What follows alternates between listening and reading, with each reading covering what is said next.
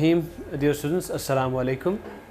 आज का जो सबसेक्शन में डिस्कस करना है वो एसी सर्किट्स, और इसमें हम बेसिक्स को डिस्कस करेंगे कि एसी सर्किट में आपके पास कितने कंपोनेंट्स होते हैं और उनमें वोल्टेज और करंट की जो रिलेशन होती है वो किस तरह रिलेशन होती है, वोल्टेज और करंट किस तरह बिहेव करते हैं। तो बेसिक डिस्कशन हमारी आज के टॉपिक से रिलेटेड है एसी सर्किट्स। सो एसी सर्किट को डिस्कस करने के लिए सबसे पहले तो हमें आइडिया होना चाहिए व्हाट इज़ इलेक्ट्रिकल सर्किट। किस कम्बिनेशन को हम एक सर्किट कहते हैं, कब आपका करंट किसी भी एक पाथ में से फ्लो करेगा।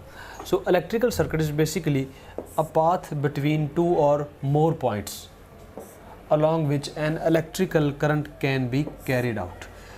ऐसा रास्ता जहाँ पे आपका करंट फ्लो कर सकता है एक क्लोज्ड पाथ में, उस रास्ते को आप नाम देते हैं इलेक्ट्रिकल सर्किट। आप भी पाकिस्तान भर से हजारों तलबा की तरह घर बैठे एफएससी एंड आईसीएस और एंट्री टेस्ट की कंबाइन तैयारी करके अपनी ड्रीम यूनिवर्सिटी में अपना दाखिला यकीनी बना सकते हैं। टॉप ग्रेड पाकिस्तान की वाहिद ऑनलाइन एकेडमी है जो लास्ट 7 ईयर्स से कंसिस्टेंट रिजल्ट्स डिलीवर कर रही है with highest success ratio. And not only this, we publish our scorecards officially every year। और हमारे हजारों स्टूडेंट्स के reviews, genuine reviews different platform पे जाके आप देख सकते हैं। टॉप ग्रेड पाकिस्तान की वाहिद एकेडमी है जो आपको एक्सक्लूसिव 100% मनी बैक गारंटी भी देती है। इसके अलावा टॉप ग्रेड वाहिद एकेडमी है जो आपको बेतहाशा मैचलेस फीचर्स ऑफर कर रही है, जो आपको कोई दूसरी ऑनलाइन एकेडमी तो क्या फिजिकल एकेडमी भी ऑफर नहीं करते। ना सिर्फ इतना, बल्कि टॉप ग्रेड ऐप को पाकिस्तान भर से हजारों स्टूडेंट्स, पेरेंट्स और टीचर्स का एतबार हासिल है। अगर आप भी अपने ड्रीम मेडिकल कॉलेज या टॉप नॉच यूनिवर्सिटी में अपना दाखिला यकीनी बनाना चाहते हैं तो अभी टॉप ग्रेड ऐप डाउनलोड करें या हमारी वेबसाइट विजिट करें। And guess what, I have a great news for you. Top grade online academy आपको एफएससी एंड आईसीएस और एंट्री टेस्ट की तैयारी के लिए 88% तक स्कॉलरशिप ऑफर करती है। जो बिल्कुल बेसिक आपका सर्किट है उसमें आपकी एक सोर्स होना चाहिए, and the basic source is battery. एक आपका लोड होना चाहिए, and in this case lamp is the load, और एक कंट्रोलिंग आपके पास स्विच होना चाहिए जो इन दोनों को कंट्रोल करेगा। जैसे आप यहाँ पे ऑफ करेंगे इसको डिस्कनेक्ट करेंगे तो आपका करंट फ्लो नहीं करेगा क्योंकि यहाँ पे आपका ओपन सर्किट हो गया। जैसे आप स्विच को क्लोज करेंगे करंट को एक पूरा कंप्लीट पाथ मिल जाएगा। अब ये जो हम बात करते हैं करंट को कंप्लीट पाथ मिल जाएगा, इसका मतलब क्या होता है? इसका मतलब ये है अगर बैटरी का ये पॉजिटिव टर्मिनल है और ये बैटरी का नेगेटिव टर्मिनल है तो एक ऐसा पाथ होना चाहिए कि जो स्टार्ट हो बैटरी के पॉजिटिव टर्मिनल से और वो किसी ना किसी तरह से एंड होना चाहिए बैटरी के नेगेटिव टर्मिनल पे। उस तरह फिर क्या होगा, positive charges will accumulate and will neutralise at this point. अब अगर इसमें कोई ब्रेकेज हो जाती है then your current will not flow in this circuit and we will term it as open circuit. और अगर आपका यहाँ पे एक क्लोज सर्किट बन रहा है, एक पूरा पाथ मिल रहा है, तो उसे हम क्या नाम देंगे? It is basic electrical circuit. और हमारे पास इसका अगर हम सर्किट देखें, ये तो ग्राफ इसका व्यू था, और इसके सर्किट में ये हमारे पास एसी सोर्स है और ये हमारे पास लोड है, और इस लोड में से आपका जो है वो करंट फ्लो कर रहा है। इसकी जो वेव फॉर्म है, क्योंकि यहाँ पे एसी सोर्स है तो उसकी वेव फॉर्म डेफिनेटली आपके पास साइन वेव होगी, साइनोसॉइडल वेव फॉर्म। तो डीसी का सोर्स आपके पास बैटरी है और एसी का सोर्स आपके पास कोई भी एसी जनरेटर है जिसकी साइन वेव फॉर्म होगी। तो एसी सर्किट्स में हम जो बात करते हैं दो चीज़ों की करते हैं। हमारे पास पूरा जो सर्किट है उसके जो कंपोनेंट्स हैं वो क्या होंगे? सबसे पहला कंपोनेंट वो हमने देखा सोर्स है, जो दूसरा कंपोनेंट होगा वो लोड होगा, और जो तीसरा कंपोनेंट होगा वो स्विच होगा। ये तीनों चीज़ों पे आपका सर्किट मुश्तमिल होता है। सोर्स में आपके पास डीसी सोर्स भी हो सकता है, एसी सोर्स भी हो सकता है। लोड में आपके पास बहुत सी चीज़ें हो सकती हैं। यहाँ पे हमने लैंप को देखा हुआ है। लैंप के अलावा आपके पास लोड फ़ैन हो सकता है, आपके पास एसी हो सकता है। बहुत से जितने भी आपके लोड हैं वो सारे आपके इसमें टर्म हो जाएंगे जो इलेक्ट्रिसिटी को यूज़ करते हैं। So that are load. Switch that is the controlling factor between load and source. आपने उसको कब अपने सोर्स से लोड में एनर्जी ट्रांसफ़र करनी है आप ऑन कर देंगे, और अगर आपने सोर्स से लोड में एनर्जी ट्रांसफ़र नहीं करनी तो आप उसको ऑफ़ कर देंगे। सो आपका बेसिक इलेक्ट्रिकल जो सर्किट है एसी सर्किट वो इन चीज़ों पे कंसिस्ट होता है। So types of electrical circuit, दो तरह के हमारे पास सर्किट्स होते हैं, DC circuit and AC circuit. इन दोनों में जो डिफरेंस है उनको हम देखेंगे और जो फीचर्स हम देखेंगे, बेसिक एलिमेंट देखेंगे कि डीसी में कौन सा होता है और एसी में कौन सा होता है, control of circuit and response of a circuit. सबसे पहले हम बात करते हैं बेसिक एलिमेंट की। डीसी का जो बेसिक एलिमेंट होता है वो होता है register. This is the resistor, this is the basic element of DC circuit. अगर हम एसी की बात करें, एसी में डेफिनेटली रजिस्टर भी होगा, आपका इंडक्टर और कैपेसिटर जो है ये दो एक एक्स्ट्रा आपके पास कंपोनेंट होंगे एसी में। So inductor, this is the resistor, this is the symbol of inductor and this is the symbol of capacitor. So आपके पास जो बेसिक कंपोनेंट एसी के वो ये तीन है, कैपेसिटर, इंडक्टर और register. Control of a circuit, circuit कैसे कंट्रोल होगा? Register control voltage and current. DC में क्योंकि आपका जो एलिमेंट है वो रजिस्टर है तो आपके वोल्टेज को भी यही कंट्रोल करेगा, आपके करंट को भी यही कंट्रोल करेगा। और कैसे कंट्रोल करेगा? V is equal to I R. अगर आपके सर्किट की रेजिस्टेंस ज़्यादा है तो डेफिनेटली आपकी करंट जो है वो सर्किट में कम होगा, और अगर किसी भी सर्किट में रेजिस्टेंस ज़्यादा है तो रेजिस्टेंस ने मल्टीप्लाई होना करंट के साथ तो आपकी वोल्टेज भी ज़्यादा होगी। अगर किसी सर्किट की रेजिस्टेंस कम है तो उसकी वोल्टेज भी कम होगी। तो इस तरह आपकी जो वोल्टेज जो रेजिस्टेंस है वो कंट्रोल कर रही होती है magnitude of current as well as magnitude of voltage in DC circuit. AC की अगर बात करें, voltage and current controlled by resistor, inductor and capacitor as well. क्योंकि सर्किट के एलिमेंट्स बेस तीन है तो तीनों कंट्रोल करेंगे। अब तीनों का कंट्रोल करने का मैकेनिज्म डिफरेंट है। रजिस्टर कैसे कंट्रोल करेगा? ये हीट को डिसिपेट करेगा। इंडक्टर कैसे कंट्रोल करेगा? It will store the energy momentarily in the magnetic field, then after some time it will move back the and oscillate energy between source. Capacitor कैसे आपकी energy store करेगा? It will store the energy in the form of electrical field. तो इस तरह आपके current को, voltage को, दोनों को आपके तीनों कंपोनेंट्स जो है वो कंट्रोल कर रहे होते हैं इन केस ऑफ एसी सर्किट।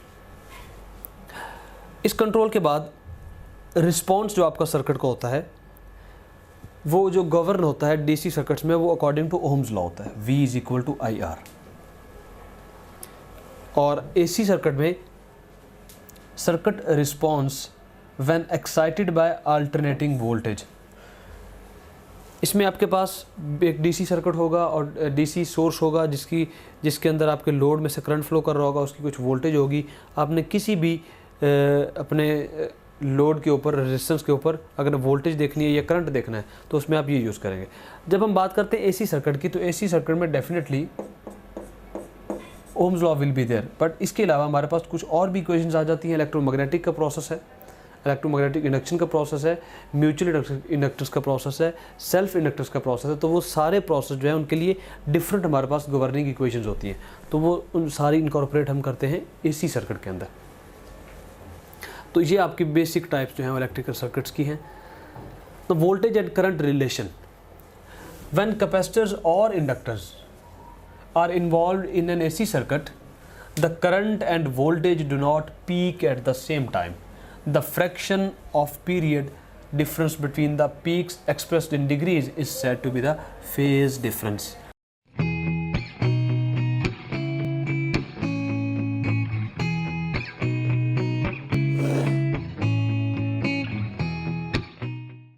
अस्सलाम वालेकुम, मेरा नाम करस मरियम, पुष्पा जावेद, मुदस्सिर अहमद, मेरा नाम शिदाद है। मेरे एमडी कैट में इस साल मार्क्स 182, 189, 187, 185 आउट ऑफ 200 मार्क्स हैं। मेरा admission Allama Iqbal medical college Lahore, Edward medical university Lahore, Khyber medical college, टावा मेडिकल कॉलेज कराची में एडमिशन हो गया।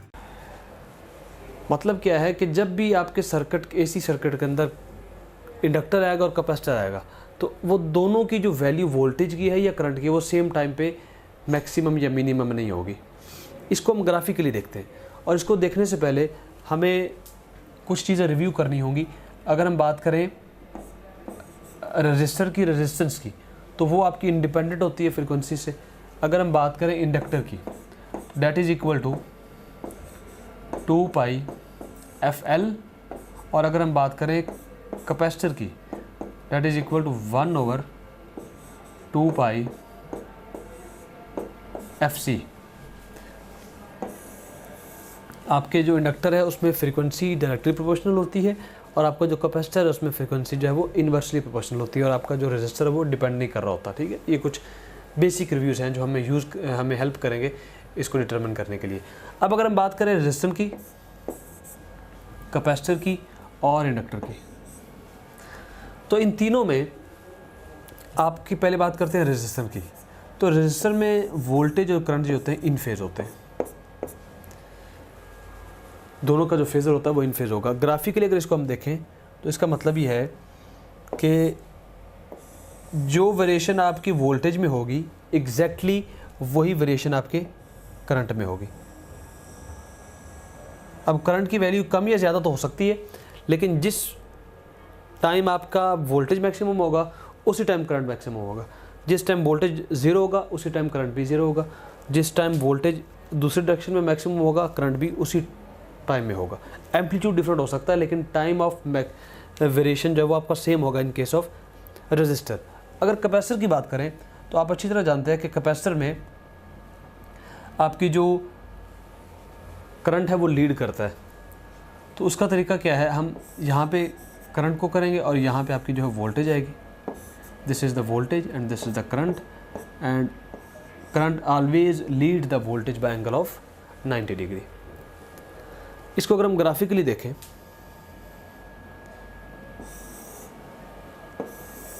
So let's suppose this is the voltage waveform. अब जो आपकी करंट की वेवफॉर्म है, यहाँ पे जो बात की गई है कि voltage and current do not peak at the same time in case of inductor and capacitor. तो यहाँ पे आप देखिए करंट और voltage 90 degree out of phase है। जो करंट है वो 90 डिग्री लीड कर रहा है आपकी वोल्टेज को। तो उसको अगर आप ग्राफिकली शो करेंगे तो उसका मतलब क्या है कि करंट आपका वो 90 डिग्री पहले आ जाएगा वो एज़ कम्पेयर टू वोल्टेज। तो अगर वोल्टेज यहाँ से स्टार्ट हो रही है तो आपका जो करंट है वो डेफिनेटली वो यहाँ से स्टार्ट होगा। So this is the wave form of current. अब अगर आप देखें कि इन दोनों के दरमियान फेज एंगल कितना है, 90 डिग्री का है। अब यहाँ पे देखें जहाँ पे वोल्टेज ज़ीरो है वहाँ पे करंट की पीक आ रही है, और जहाँ पे करंट ज़ीरो है वहाँ पे वोल्टेज की पीक आ रही है। सो पता क्या चला कि कैपेसिटर में करंट और वोल्टेज सेम टाइम पे ज़ीरो या उनकी पीक जो है वो सेम टाइम पे नहीं आती, डिफरेंट टाइम पे आती है। ये वजह इसकी क्या है, क्योंकि करंट और वोल्टेज में फेज डिफरेंस होता है। अब अगर हम बात करें इंडक्टर की, तो इंडक्टर में आपका जो वोल्टेज है वो लीड करता है करंट को। So this is V and this is I। और कितने एंगल से लीड करेगा, 90 डिग्री। इसको अगर हम ग्राफिकली देखें, suppose this is the waveform of voltage. अब अगर हमें करंट को ड्रा करना है तो करंट जो है वो 90 डिग्री लैग कर रहा है एज कम्पेयर टू वोल्टेज। इसका मतलब क्या होगा कि आपकी जो वोल्टेज है क्योंकि वो लीड कर रही है इसलिए वो 90 डिग्री पहले आएगी और करंट जो है वो 90 डिग्री बाद में स्टार्ट होगा। तो अगर आपकी वोल्टेज वेवफॉर्म यहाँ से स्टार्ट हुई है, सो दिस इज़ 90, तो आपकी जो करंट वेवफॉर्म है वो यहाँ से स्टार्ट होगी in this way. This is the waveform of current. तो अब अगर आप इंडक्टर के केस में भी देखें तो वोल्टेज और करंट की जो पीक्स हैं वो डिफरेंट टाइप पे आ रही है। जहाँ पे आपका, इसको अगर आप बैक ट्रेस करें ऐसे इस तरह, जहाँ पे आपकी वोल्टेज ज़ीरो है आपका जो करंट है वो नेगेटिव मैक्सिमम है, और जहाँ पे आपका करंट ज़ीरो है उस वक्त आपकी जो वोल्टेज है वो पॉजिटिव मैक्सिमम है। इन द सेम मैनर जहाँ पे वोल्टेज ज़ीरो हुआ करंट आपका पॉजिटिव मैक्सिमम हो गया। तो पता क्या चला कि आपके जो AC सर्किट्स होते हैं इसके अंदर जो बेसिक 3 एलिमेंट्स हैं, रेजिस्टर, कैपेसिटर एंड इंडक्टर, इनका क्या रोल होता है। रेजिस्टर्स का क्या रोल होता है, रेजिस्टर्स आपके वोल्टेज और करंट की एम्पलीट्यूड को तो चेंज करेगी लेकिन उनके दरम्यान जो फेज़ होगा उसको चेंज नहीं करेगी। जिस डायरेक्शन में जिस एंगल पे वोल्टेज होगी उसी पे आपका करंट होगा। Both quantities will be in phase. अब कैपेसिटर में क्या होगा, कैपेसिटर में आपके एम्पलीट्यूड तो चेंज होगा आपकी वोल्टेज का, आप डिपेंड करता है कैपेसिटेंस पे, लेकिन साथ साथ ये कुछ फेज़ एंगल फेज़ डिफरेंस भी क्रिएट कर देगी। वोल्टेज और करंट आप इसको ऐसे समझें कि उनमें शिफ्ट आ जाएगी, उनके मैक्सिमम और मिनिमम वैल्यूज़ पे शिफ्ट आ जाएगी। इसी तरह इंडक्टर का भी क्या काम है, वो भी आपके वोल्टेज को और करंट वेवफॉर्म को शिफ्ट कर देगा। तो हमने समराइज़ क्या किया कि आपके जो बेसिक एलिमेंट्स हैं उनका फंक्शन क्या होता है, resistors only effect the amplitude but capacitor and inductor will also introduce a phase shift. In case of capacitor current leads the voltage by 90 degree and in case of inductor voltage leads the current by 90 degree. और इसमें ये कुछ important relation है। In case of inductor 2πf and in case of capacitor reciprocal 1/2πfc। So topic हमारा complete हो चुका है। कुछ क्वेश्चंस की हम प्रैक्टिस करते हैं। When an AC source is connected across resistor, then the current leads the voltage in phase, the current lags behind the voltage, the current and voltage in phase or none of these. अगर आपके FSc में marks अच्छे हैं और आपने हमारे video lectures की help से अपने कॉन्सेप्ट्स को बिल्ड किया और प्लेएबल स्लाइड्स की हेल्प से रिवीजन की और हमारे क्वेश्चन बैंक में मौजूद 30,000 से ज्यादा क्वेश्चंस को सॉल्व किया और अपनी गलतियों से सीखा, तो आपकी ड्रीम यूनिवर्सिटी में, आपके ड्रीम कोर्स में आपकी सीट 100% सिक्योर है। So what are you guys waiting for? Visit topgrade.pk and sign up free to get up to 100% scholarship for online preparation of FSC, MDCAT, ECAT, NUST, NUMS, AKU, PAS, FAST and GK entrance exams. हमने resistor के cross लगाया है अपना source, तो definitely current और voltage आपके वो in phase होंगे। So Charlie is the right option. Which component is referred as DC component? Inductor, capacitor, resistor or all of these. इसको भी हमने देखा है अभी कि क्योंकि रेजिस्टर जो है ये आपके फ्रीक्वेंसी पर डिपेंड नहीं कर रहा होता, इसीलिए ये आपका जो है वो डीसी कंपोनेंट, इसको हम रेफर करते हैं, it is a DC component. Hot wire ammeter can be used for measuring alternating current only, direct current only, both alternating as well as direct current, neither alternating nor direct current. So keep in your mind, we can measure both AC alternating current and direct current using hot wire ammeter. ये hot wire ammeter जो है ये आपके पास simply ammeter ही होता है। जैसे मैं galvanometer के साथ शंट लगा देते तो वो एमीटर बन जाता है, लेकिन यहाँ पे हमारे पास जो शंट रेजिस्टेंस होती है डेट इज़ हॉट वायर, वो डिफरेंट होती है, मटेरियल का डिफरेंट होगा, बाकी फंक्शनिंग जो है एमीटर की वो सेम होगी, हॉट वायर एमीटर और सिंपल एमीटर की। If we have AC source of 1 kHz which will provide maximum opposition, inductor, capacitor, resistor और नन ऑफ अबव। हमने बताना क्या है, अपोजिशन बतानी है, कौन सा कंपोनेंट मैक्सिमम प्रोवाइड करेगा। और हमें जो चीज़ बताई गई है, फैक्टर जो बताया गया है वो सोर्स की फ्रीक्वेंसी है, डेट इज़ 1 kHz। तो फ्रीक्वेंसी को अगर हमें देखना है, तीनों कंपोनेंट्स को अगर हम देखें, रेजिस्टेंस और अगर हम देखें capacitive reactance, that is equal to 1/2πfc, और अगर हम इंडक्टिव रिएक्टेंस को देखें that is equal to 2πfl। So आपके कैपेसिटर में अगर फ्रीक्वेंसी कम होगी तो इसकी अपोजिशन ज़्यादा होगी, और इंडक्टर में अगर फ्रीक्वेंसी कम होगी तो आपकी जो अपोजिशन है वो भी कम होगी। और हमने क्या बताना है कि मैक्सिमम अपोजिशन किस वक्त होगी। तो यहाँ पे देखें, अगर आपकी फ्रीक्वेंसी ज़्यादा होगी तो अपोजिशन भी क्या होगी, ज़्यादा होगी। फ्रीक्वेंसी आपको 1 kHz दी गई है, that is 1000 Hz, that is large value of frequency. तो फ्रीक्वेंसी अगर ज़्यादा है तो कैपेसिटर की अपोजिशन क्या हो जाएगी, कम हो जाएगी, और रेजिस्टेंस की तो वो नॉर्मल ही रहेगी, वो फ्रीक्वेंसी पे डिपेंड ही नहीं कर रहा। और यहाँ पे क्योंकि डायरेक्ट रिलेशन है तो फ्रीक्वेंसी के ज़्यादा होने से इसकी जो अपोजिशन वो क्या हो जाएगी, इंक्रीज़ हो जाएगी। सो नेट इफेक्ट क्या होगा, आपका जो इंडक्टर है वो ज़्यादा अपोजिशन प्रोवाइड करेगा as compare to another components. So alpha is the right option. This is all for today. Thank you very much. You can also download TopGrade app from Google Play Store or App Store. Visit www.topgrade.pk for more information. Contact the given numbers.